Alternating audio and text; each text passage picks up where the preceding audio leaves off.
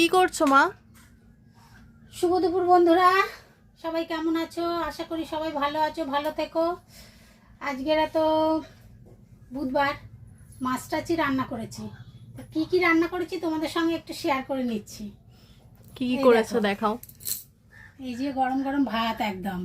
আর কি ওটা পেঁপে সিদ্ধ? হ্যাঁ, পেঁপে সিদ্ধ দিয়েছি। এই যে, পেঁপে সিদ্ধটা পেঁপে থাকে সিদ্ধটা ডেলি, খাই, পেঁপে সিদ্ধটা খেলে খুব ভালো প্রতিদিন। পেটের পক্ষে হ্যাঁ, খুব পেটের ভালো। পক্ষে খুব ভালো। আর করেছি এই যে ঢেঁড়স ভাজা। বাহ, কাঁচা আর লঙ্কা করেছি দেওয়া।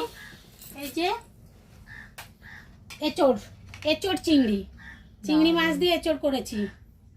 একদম শুকনো শুকনো, বেশি ঝোল করিনি, ঝোল করলে থেকে যায়, ওই জন্য শুকনো শুকনো করেছি। আর দারুণ করেছি লাগে।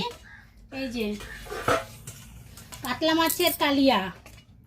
এই যে ওই সেই তোমার ওই কালো জিরে ফোড়ন দিয়ে হ্যাঁ, টমেটো দিয়ে না? টমেটো দিয়ে, হ্যাঁ, খুব সুন্দর লাগে, এটাই খেতে দারুণ। বেশি ভালোবাসে।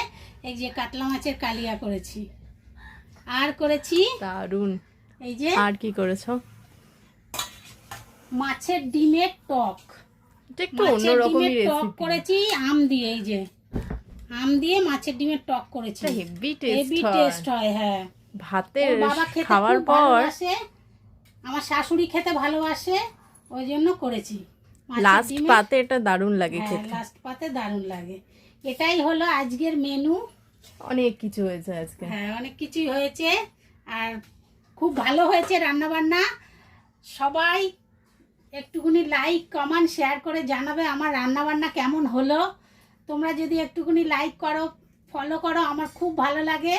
কার এই কি জন্য রেসিপি তোমাদের- লাগবে, কার কোনটা ভালো লাগছে, হ্যাঁ। সবাই এসে কমেন্ট করো। কমেন্টস করো। হ্যাঁ, যেটা জানার থাকবে বলবে, সেই রেসিপিটাও দিয়ে দেওয়া দিয়ে হবে।